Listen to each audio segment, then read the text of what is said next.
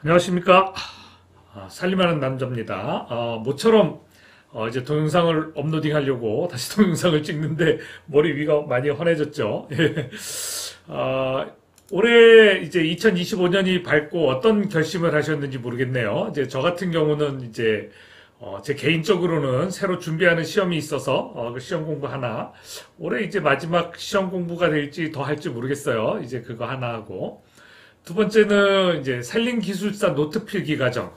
물론 온라인 수업이 있죠. 온라인 수업들이 있는데, 공부하시는 분들한테 이 온라인 수업만으로 조금 부족한 부분들이 있는 것 같아요. 그걸 좀 채워줄까 하고, 주당 한 3에서 3, 4시간? 한 서너 시간 정도?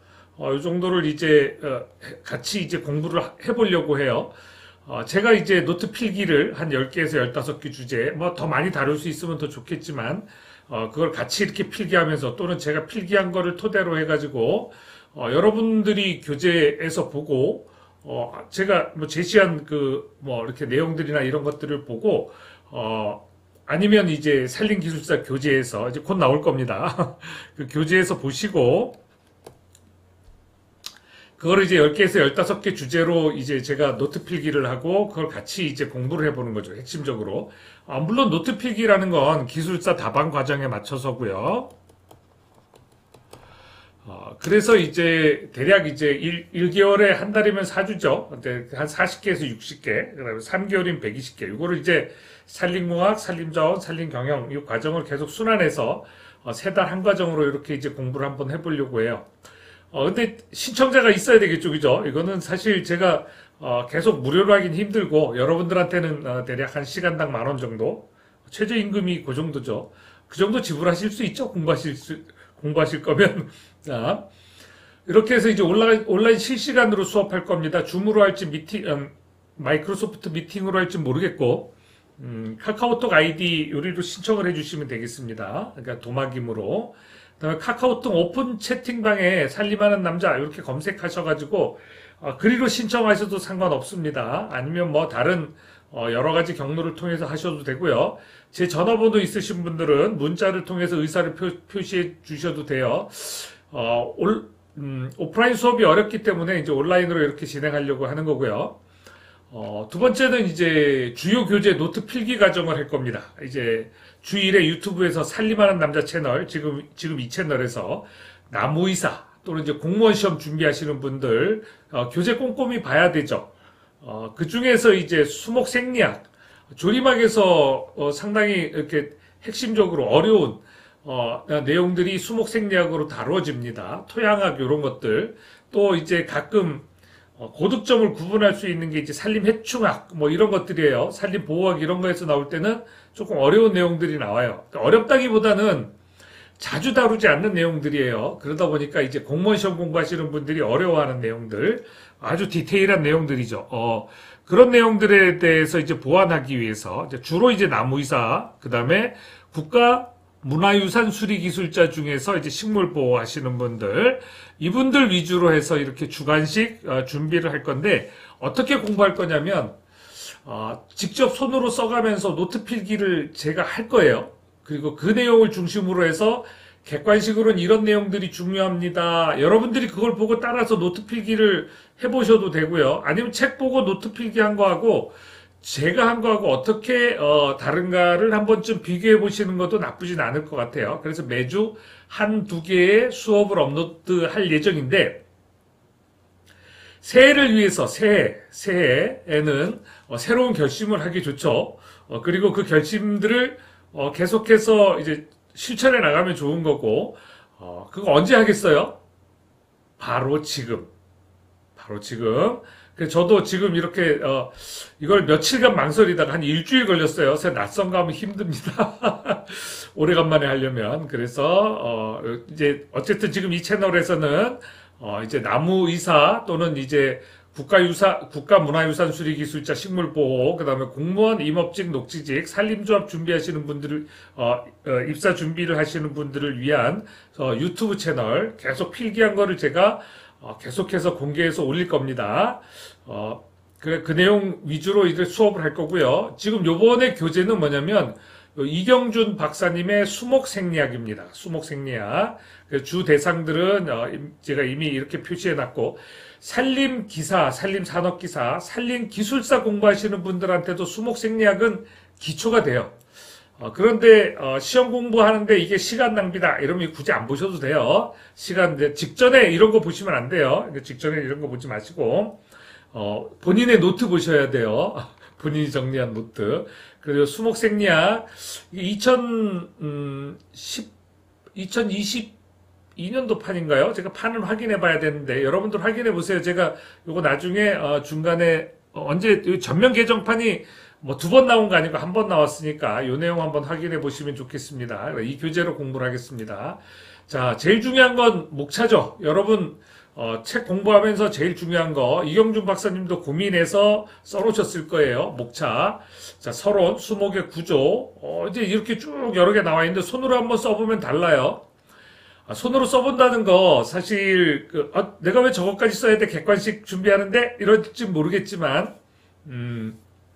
여러분들이 앞으로 이제 그 중요한 시험이나 이런 건 주관식으로 많이 보게 될 거고요. 그리고 또 손으로 써보면 확실하게 암기가 됩니다. 천천히. 이제 그런 과정들이 있기 때문에 최소한 요거 하나 써가지고 수목생리학 책에 끼워 넣으세요. 그 정도 필기는 하셔야 돼. 객관식 공부하신다고 하더라도. 그리고 나서 책을 보시면서 내가 어디쯤에 있지를 확인해 보시면 좋아요. 물론 수목생리학 전체를 그냥 복사해서 그걸 이제 책 사이에 끼워 넣으셔도 상관없고요. 뭐 부지런히 책장을 넘기셔도 좋아요. 이제 어찌됐든 내가 어느 위치에 있는지는 확인해 보셔야 되고, 지금 하는 수업은 지금 요 서론에 대해서 대략 한 15분에서 20분 정도 제가 노트 필기한 내용을 중심으로 해서 공부를 해볼 생각입니다. 자, 일단 서론, 이게 1장이죠. 1장에 그 목본식물이란 뭐냐, 그 나무란 뭐냐. 나무는 2차 생장을 하는 거다. 2차 생장이 뭐냐면 사실 이제 1차 목부와 1차 사부까지가 만들어지는 게 1차 생장이에요. 근데 그게 부름켜를 중심으로 해서 이제 두 개로 갈라져요. 그래서 2차 목부와 2차 사부는 서로 연결된 구조를 가지게 되고 그게 이제 2차 생장입니다. 지금 뭐 앞에 윗부분에 서론에 그런 내용들이 나오진 않아요. 그렇지만 그 책 처음부터 끝까지 다 보고 다시 보시는 분들은 2차 생장이 저런 내용이구나 하고 아실 수 있을 거예요. 그럼 2차 생장이 일어나는 부분이 어느 부분이냐? 부름켜냐? 형성층이냐? 책에 보시면 형성층과 부름켜라는 말을 계속해서 사용하는데 이 단어들을 정확하게 알고 쓰지 못하면 내가 책을 읽었지만 이건 무슨 내용이지 할 수밖에 없어요. 그러면 형성층이라는 건 뭐고, 자, 그다음에 부름켜라는 걸 뭐냐 이렇게 구분할 수 있는데 어떤 책에서는 형성층과 부름켜를 같은 것처럼 얘기도 하고 어떨 때는 같게도 얘기하고 어떨 때 구분해서 얘기도 해요. 근데 정확하게는 달라요. 사실 형성층 자체는 유관속 이렇게 부르면 이제 관다발을 얘기하는 거고, 관다발은 물관과 채관, 목부가 이제 물관이죠. 그리고 이 채관이 채 모양으로 생겼다고 해서 채관이에요. 이게 이제 두 개가 같이 이제 2차 성장을 해서 목부와 채관이 목질부와 채관부로 바뀌게 되는 이 과정입니다. 그래서 이 관다발이라고 하는 것과 이 유관속 형성층, 관다발 안쪽에 있는 형성층과 이 부름켜라는 게 어떻게 다르냐면 이 유관속 형성층은 목부와 채관으로 형성이 되어 있지만 이 부름켜는 코르크 캠비움, 이제 코르크 형성층이라고 해가지고 이런 부분들은 채관보다는 목부, 채관 바깥쪽에 이렇게 존재하는 이제 형성층이 될 겁니다. 그래서 이 부름켜는 뿌리와 줄기에 이제 동시에 다 있지만 이 부름켜와 우리가 이 형성층을 이제 구분을 해서 완전히 똑같은 의미는 아닌 것. 그래서 부름켜는 더 정확하게는 유관속 형성층이라고 부르고, 그 중에서도 부름켜는 특별히 코르크층, 숲이 가장 안쪽에 있는 이 부위를 말하는 거죠. 그래서 이 부름켜는 뿌리와 줄기에서 연륜을 만들어서 이제 부피를 증가시켜서 나무의 체적을 증가시키죠. 세포의 수 증가뿐만 아니라 그 세포의 부피도 커지게 되죠. 여기 이 채가 맞춤법이 틀렸는지 맞았는지는 여러분이 한번 구분해 보세요. 근데 주관식 시험에서 맞춤법은 평가 기준이 될 수도 있지만 기술사 시험이나 이런 데서는 중요하지 않고요.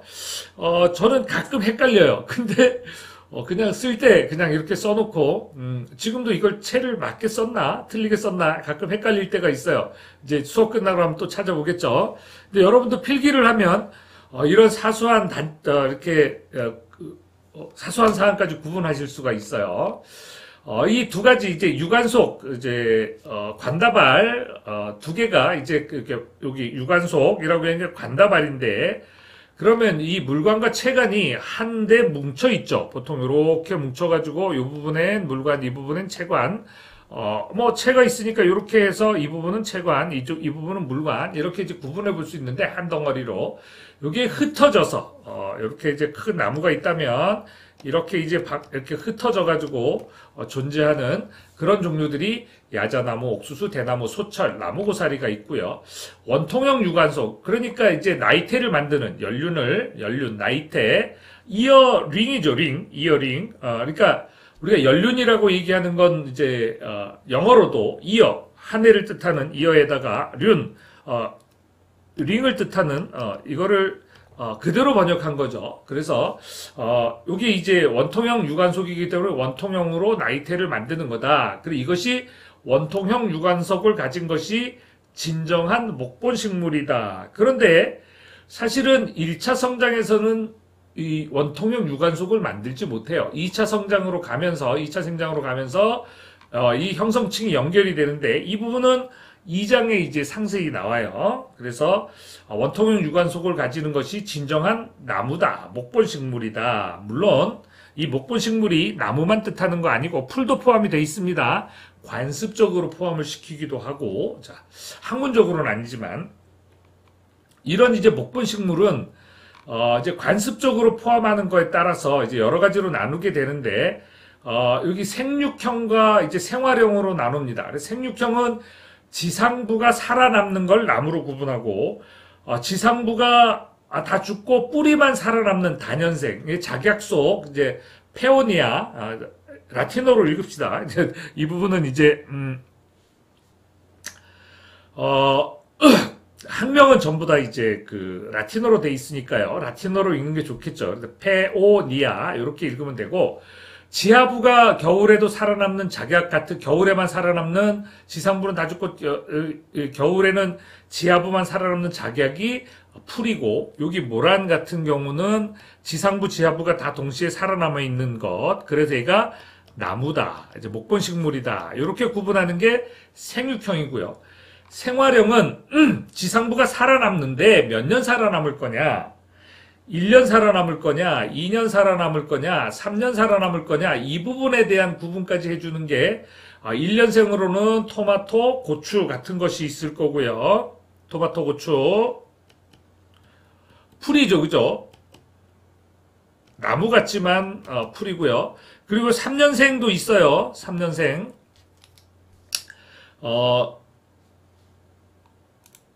이렇게 해서 형성층과 부름켜는 구분하자. 수피가 이 부분이라면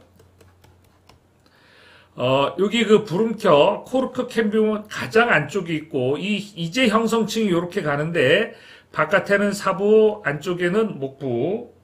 1차 사부는 분리되어 있지만 2차 사부는 다 2차 사부와 2차 목부는 연결되어 있다. 그래서 형성층과 부름켜는 앞부분에서 이미 이제 구분을 하는 거를 했고요. 구분해야 한다고 제가 말씀드렸고, 자, 관목과 교목은 각 책마다 정의가 달라요. 그런데 이경준 박사님은 어떻게 구분하셨냐면 4m 이내, 4m 이내, 다자랑키가 4m 이내일 때는 관목.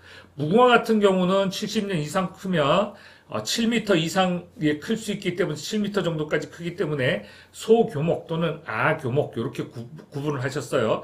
그런데 명확하게 4m냐?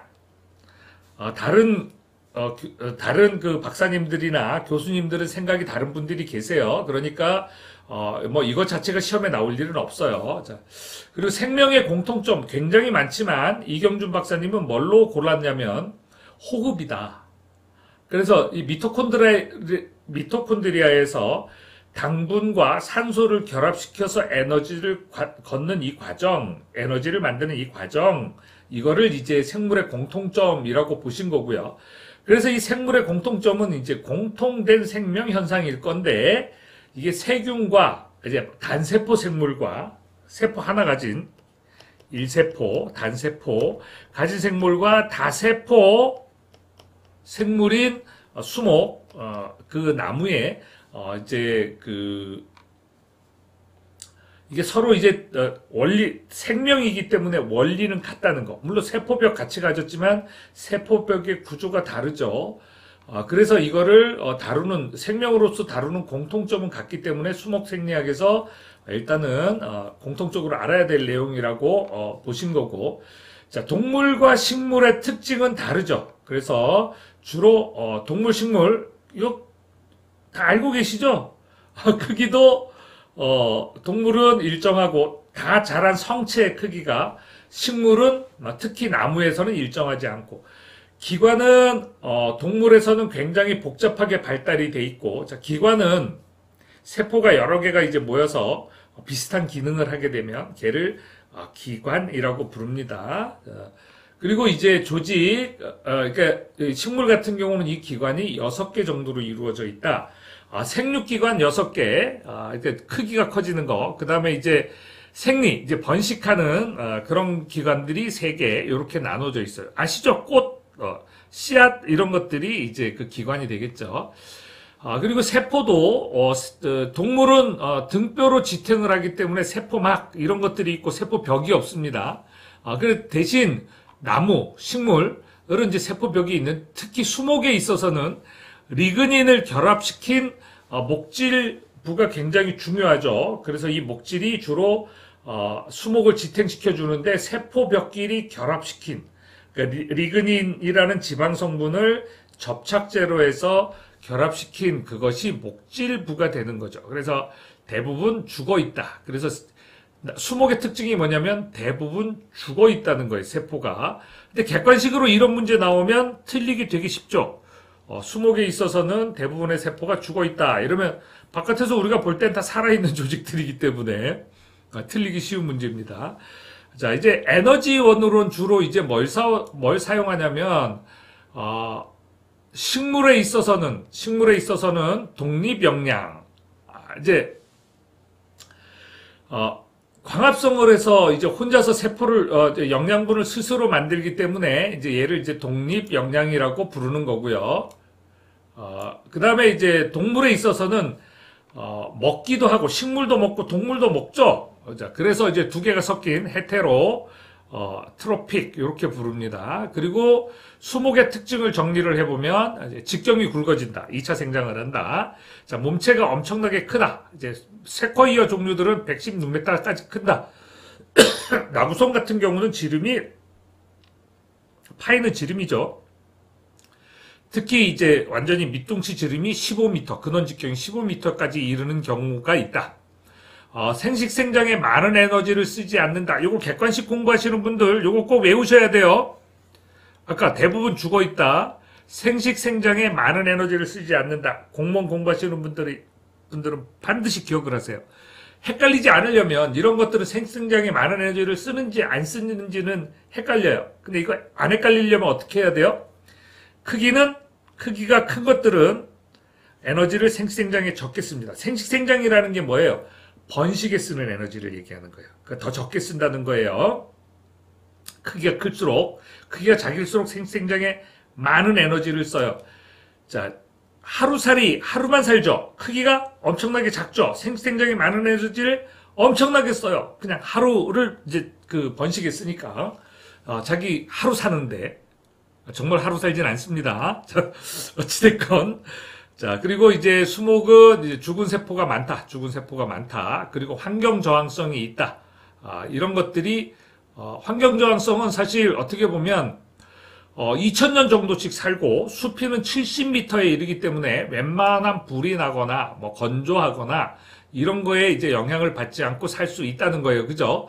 엄청나게 강력한 존재인 거죠. 이제 5번째 챕터가 이제 우리가 지금 어디 있죠? 우리 공부하고 있는 거? 예. 제일 앞부분이에요. 그래서 우리가 이 부분의 목차는 아예 우리가 서론 이렇게 다룬 거예요. 그래서 서론 1목차 중에 5번째 이제 수목생리학을 응용하면 우리가 어떤 거를 얻을 수 있냐? 수목생리학을 응용을 해서 생장 원리를 알게 되고 그 재배법이나 재배법을 통해서 생장 반응을 이해하면 전체적으로 이제 어떻게 우리가 이제 우리가 잎목을 키우는 나무를 키우는 목재를 정확하게 얻으려면 나무 모양과 생장량이 사실은 유전적 소질, 품종에 따라 다 다르고요. 오동나무 같은 경우는 굉장히 빨리 자라죠. 목질은 연하지만. 그 다음에 그것들이 똑같은 오동나무가 환경적인 영향을 받습니다. 건조한 환경에서는 잘 못 크죠. 뿌리에서 물을 계속해서 흡수할 수가 있어야 돼요. 왜요? 이파리가 엄청나게 크니까. 거기다가 바람이 많이 불면 잘 못 커요. 이파리가 엄청나게 많이 크고 대신 코르크층이 얇으니까 기공은 많고 그런 환경 영향도 있다는 거예요. 이제 그런 것들을 이해해서 적절한 제한을 가해주면 적절하게 컨트롤을 해주면 거목을 키울 수도 있고 그게 어떤 사항들이 바람이 많이 분다거나 그러면 이 오동나무도 어떻게 돼요? 작게 클 수밖에 없다는 거죠. 자, 그래서 그 거목의 외성형으로 크게 되면 100분의 1 정도까지 줄어들게 된다. 그래서 유전적 소질과 환경적인 영향이 합쳐져서 이걸 뭐라고 서술하셨냐면 이경준 박사님은 내적인 생리적 과정을 통해서 이게 외성이 될 수도 있고 거목이 될 수도 있다.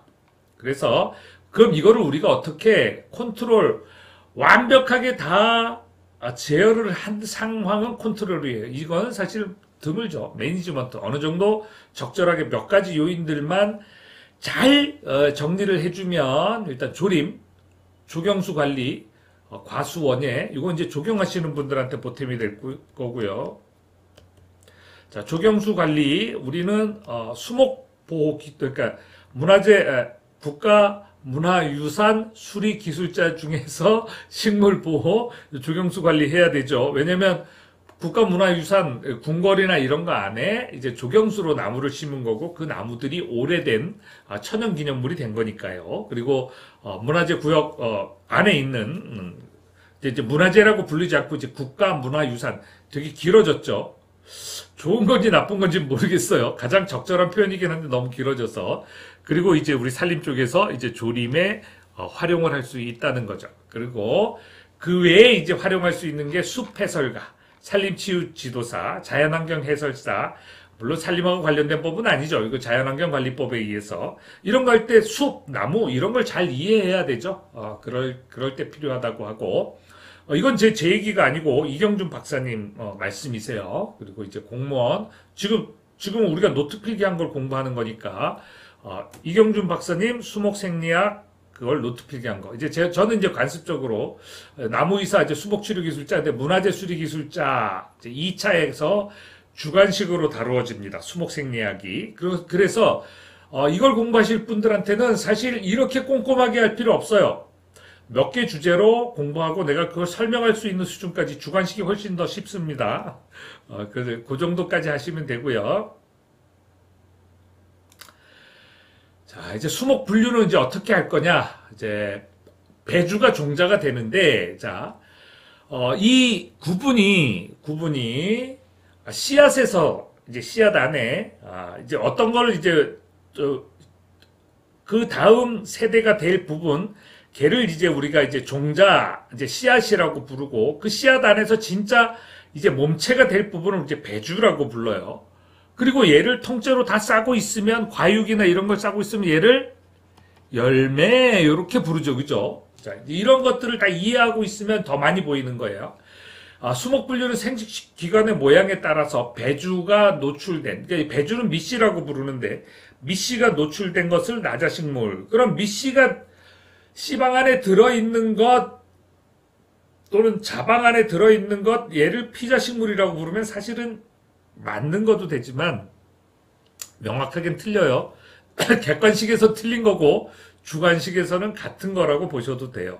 그렇지만 여러분들이 공부하시는 객관식 수준 높게 공무원 공부하실 분들한테는 요 단어들이 엄청난 차이이기 때문에 같이 공부를 구분을 해주셔야 되고요. 그래서 나자식물은 미씨가 노출된 거다. 어떤 거예요? 소나무과 식물, 피누스 속에 속하는, 그리고 소나무과가 다예요. 피누스 속 말고도 전나무 뭐 이런 구가, 그 다음에 주목목, 그 다음에 은행목, 얘들을 다 나자식물이라고 부르고, 피자식물은 종자가 씨방 안에 감추어져 있어서 드러나 있지 않는 것, 노출되어 있지 않은 것. 그래서 나자, 겉으로 드러나 있는 것, 피자, 숨어 있는 것. 이 자는 뭐예요? 여기서는 미씨 배주가 될 거고, 여기서는 종자가 될 겁니다. 자, 자엽수는 우리 떡잎이에요. 그럼 이제 정확하게 자엽이 떡잎이냐 구분해야 되겠죠. 자, 이제 그냥 떡잎이라고 보고, 자, 단자엽 하나인 거, 대나무, 청밀의 덩굴류, 풀이죠. 자, 쌍자엽, 목본식물 대부분. 근데 이제 여기 그 쌍자엽에는 이제 침엽인 것이 있고 잎이 넓은 화렵인 것이 있어요. 그런데 이 은행나무는 넓은 잎을 가지고 있죠. 우리가 산림 공부할 때 예전에는 은행나무가 침엽수다 이렇게 공부했는데, 이게 여기 침엽이라는 얘기는 우리가 관용적으로 관습적으로 은행나무를 나자식물로 구분을 했었기 때문에 나자로, 그 나자식물과 침엽수를 구분하지 않은 데서 이제 그런 관습 때문에 온 거예요. 그래서 그 정확하게 틀린 표현이냐? 꼭 그렇진 않아요. 왜냐면 우리 관습이라는 걸 인정해 줘야 되니까. 법에도 관습법이라는 게 있잖아요. 그죠? 그래서 침엽은 니들, 리브드, 트리스라고 해서 바늘잎인데 대부분 다 이제 나자식물들, 또 쌍자엽 중에서 이 나자식물들은 이제 바늘잎이 많은데 은행나무만 넓은 잎이다. 그리고 또 이 소프트우드, 나자식물을 소프트우드라고도 부르고, 이제 목재가 부드러워요. 그러니까 나자식물은 추운 지방에서 자라죠. 추운 지방에서는 목재가 단단하지 않아요. 뭐 이것 때문에 시비를 거시는 분도 있어요. 댓글로 달아가지고 침엽수가 더 단단한데 왜 화렵수가 더 단단하다고 해. 자, 그건 뭐 나중에 제가 구분해 드릴게요. 자, 피자식물과 나자식물을 그냥 단순히 이렇게 이제 이렇게 구분해서 얘기도 하기도 했어요. 그래서 나자식물에 속하는 거시식물은 이제 소프트우드, 피자식물, 이제 속시식물은 하드우드 이렇게도 불러요. 이제 영어에서부터 우리만 그런 게 아니고 영어에서부터 그렇게 구분했고, 상록수와 낙엽수, 그러니까 낙엽수 대부분 이제 우리가 그 바늘잎, 침엽수들은 상록수가 많아요. 그런데 예외가 있죠. 나구송, 잎갈나무. 잎갈나무 두 가지가 있어요. 일본 잎갈나무, 우리가 이제 보통 여기 심는 거, 걔를 우리가 이제 낙엽송이라고 부르죠. 근데 원래 한국에 있었던, 한반도에 있었던 재래종, 한반도 북쪽에 있었던, 간도 쪽이나 그 이상 위에 지역에 있었던 그 잎갈나무들은 우리는 그냥 잎갈나무라고 불러요. 재래종 잎갈나무. 성장 속도가 느리죠. 자, 어쨌든 나구송, 잎갈나무, 그래서 낙엽송 포함하는 그 잎갈나무, 그 다음에 메타세카이아는 낙엽이 떨어집니다. 근데 이걸 관행적으로 상록수라고 부르기도 했다는 거예요. 그러니까 나자식물이 침엽수, 근데 피자식물은 화렵수로 구분하기도 했다는 거예요. 이제 얘를 이제 낙엽수로 구분하기도 했다. 이제 사실 이 부분은 이경준 박사님도 쓰시면서 약간 헷갈려 하셨어요. 근데 뭐 그런 건 좀 이해하고 봐주셔야 되죠. 자, 은행목과 주목목은 육과입니다. 플래시, 육질의 그런 뜻입니다. 그리고 이제 대부분은 얘를 두 개를 제외한 거는 뭐예요? 대부분 솔방울이죠. 여기 나자식물에 속한 게 솔방울이에요. 그래서 얘를 솔방울을 뭐라고 부르냐면 한자어로 구과라고 불러요. 그래서 이 구, 코니페루스, 이제 솔방울이다, 구는. 동그란 거 아니고요. 그리고 이제 자엽과 떡잎은 어떻게 구분하냐면 아까 제가 자엽과 떡잎이 사실 비슷한 말이다. 그러니까 구분해 줘야 돼요. 근데 이거는 시험에 나올지 안 나올지 모르겠어요. 이경준 박사님 책에는 사실 명확하게 구분되어 있지 않은 걸 제가 공부하는 사람은 여기까지 공부해야 돼 하고 구분해 놓은 거예요. 그게 뭐냐면 자엽은 코틸레돈, 그 씨앗이 요 배가 요 초기에 이제 영양분을 공급해 주기 위해서 이제 배가 이제 성장을 해서 만들어진 게 자엽이다. 떡잎은 씨앗 발화 후 처음 생기는 잎을 떡잎이라고 부른다. 그러니까 이제 차이가 뭐냐면 초기 영양 공급은 그러니까 떡잎이 지하에 들어가 있으면 양분 저장 분해를 해주고 지상에선 광합성을 하게 되는데 광합성을 해가지고 이 본잎이 나올 때까지 이 배가 성장시켜주는 그런 역할을 하는 거는 사실 자엽이다. 근데 떡잎은 명확하게는 자엽일 때도 있지만 씨앗 발화 후 처음 생기는 잎을 의미하는 거다. 이렇게 이제 구분을 해주시면 되겠고요. 요거는 객관식 시험에 나옵니다. 그래서 구분을 해주셔야 되고 이런 그림은 제가 의미 없이 그린 거니까 이해하시고요. 외떡잎 식물 이제 초본 유적 화분가에서 이렇게 자엽이 하나인 것. 얘를 외떡잎.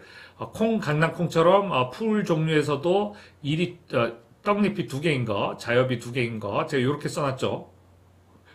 이게 정말 똑같은 의미는 아니라는 거. 근데 이런 것까지 계속 따지고 사시면 다른 것이구나. 구분이 되면 구분하시고 구분이 안 되면 그냥 넘어가셔서 공부하시는 것도 좋습니다. 자, 그리고 이제 뒷부분에 정리된 게 피누스 아속, 이제 소나무 아속의 이제 종류 중에서 피누스 덴시플로라, 얘를 하드파인, 피누스 코라이엔시스예요. 코라이엔시스, 이거는 대문자로 써야 돼요. 코라이가 고유명사, 지명이기 때문에. 근데 우리 보통은 쓸 때 그냥 쓰죠. 그리고 엔시스, 여기는 보통 지명을 뜻하는 전미사예요. 라틴어에서, 학명에서 특히. 자, 요거 잘 봐주세요. 객관식 공부하시는 분들. 소나무류는 하드파인, 잣나무류는 소프트파인. 소나무는 상대적으로 비중이 더 높고, 잣나무는 비중이 낮다. 그래서 소프트파인이라고 부른다. 근데 이게 나이테가 소나무는 딱딱해요. 그러니까 춘제에서 추제로 이렇게 가는 전이가 급해요. 왜냐하면 나이테, 이어링이 전이가 급하니까. 그런 이유가 뭐냐면 유관속이 두 개예요. 잎의 유관속이 두 개. 그러니까 더 많은 양분을 만들겠죠. 이거 그냥 하는 얘기고요. 얘는 다 구분을 해줘야 돼요. 잣나무류는 유관속이 하나다. 이제 잎의 구조를 이 장에서 보실 거예요. 잎의 관속이라고 얘기하면 뭐라 그랬어요? 물관과 채관이 두 개가 있다는 거예요. 세트로. 그러면 물관 두 개, 채관 두 개. 잣나무는 하나. 그리고 잎자리가 잎이 떨어진 자리가 도드라졌다. 소나무는, 잣나무는 밋밋하다. 그래서 잣나무류에는 잎이 세 개인 한 엽속에 세 개가 달린 거, 백송, 그리고 5개 달린 다른 잣나무류, 섬잣나무, 잣나무, 스트로브 잣나무 이런 것들. 자, 요거 객관식 보시는 분들 무지 중요합니다. 요 표 책 안에도 나와 있죠. 근데 손으로 써보세요. 저 글씨 되게 못 쓰죠? 예, 되게 못 씁니다. 저 잘 쓰려고 노력하고 있습니다. 올해 그 노력도 한번 해보려고 합니다. 그 다음에 이제 구에르, 요거 자음이에요. 라틴어로 구에 해당하는 자음이고, 이 괴르커스 아속의 특징, 쿠스 아속의 특징은 일단 종자 성숙이 갈참나무류는 개화 당년도, 갈참나무류라고 구분해 놓은 거에 뭐가 있냐면 떡갈, 신갈, 갈참, 졸참 얘를 불러서 통합해서 물참이라는 말도 부르고요. 물참나무가 어디 있어? 이렇게 구분할 수도 있어요. 근데 요거 전체를 이제 물참나무라고 부르고요. 상록성에서는 일단 여러 개가 있어요. 그러니까 낙엽성 황공제에는 떡갈, 신갈, 갈참, 졸참, 상록성 방사공제에는 가시나무, 개가시, 종가시 이런 것들이 있고요. 요거 다 괴르커스 속입니다. 얘는 화이트 오크라고도 불러요. 갈참나무류라고 불렀지만 책에도 보면 물참나무 이렇게 써놔가지고 헷갈리실 수 있어요. 근데 이 물참나무라는 거는 특정한 나무를 가르치는 게 아닙니다. 요거 네 개를 다 물참나무.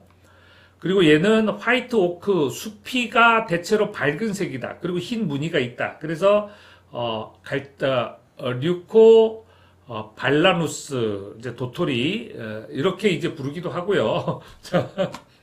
얘를 이제 영어로는 화이트 오크라고 부릅니다. 상수리 나무류에도 보면 자 수피가 블랙 오크, 이제 상수리 굴참 나무들이 이제 수피가 이제 검은 쪽에 속하기 때문에 이제 블랙 오크라고 부르고 얘를 이제 상수리 굴참 정능 참나무, 사실 정능 참나무는 제가 모르겠어요. 어떤 나무인지. 근데, 이제 좀 찾아보면 되겠죠. 이게 뭐 새로운 품종 또는 뭐 아종 정도로, 나올 것 같아요. 이제 품종은 일부러 만드는 거고, 아니면 여기 이경준 박사님이나 아니면 새로운 논문에 나온, 뭐 그 사이에 새로 나온, 그런 이제 아종 정도일 수도 있어요. 이 정능 참나무는. 근데 이 물참나무는 확실하게, 그런 구분은 아닙니다. 그, 여기 상수리 굴참은 개화 이듬해라는 거. 이제 산림기사, 그 다음에 이제 나무의사 보실 분들, 객관식 보실 분들, 요거 유의해서 보셔야 돼요. 그 상록성 방사공제에서는, 황공제, 방사공제라는 얘기는 뭐냐면, 우리 관다발이 어떻게 존재하느냐예요. 물관과 채간이. 그 모양이 방사 모양이냐, 아니면 황공제냐. 예전에는 그냥 산공제, 환공제, 이런 구분도 있었어요. 그죠? 근데 이제 다른 책에는 없던 이제 방사공제라는 개념을 이제 이경준 박사님이 이 책에선 언급을 하셨어요.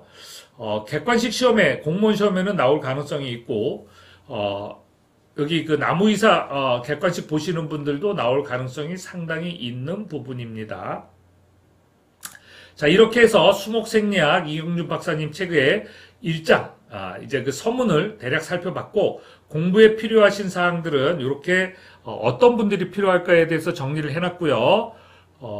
나무의사 또는 그 우리가 산림 기술사 공부하실 분들은 산림하는 남자, 그리고 카카오톡 아이디, 카카오톡 오픈 채팅방, 요거 살펴보시고 신청을 하시면 인원이 어느 정도 되면 제가 그분들 초청을 해서 여기 줌 미팅으로 수업을 진행하겠습니다. 자, 장시간 수업 들으시느라 수고 많으셨습니다.